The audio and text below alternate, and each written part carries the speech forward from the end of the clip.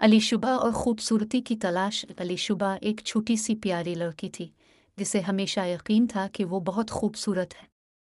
वो आईने के सामने खड़ी होकर अपनी मुस्कुराती आंखों, चमकते गालों और रेशमी बालों को देखती और खुश हो जाती। एक दिन इसकी उम्मी ने इसे बाग में खेलने भेजा।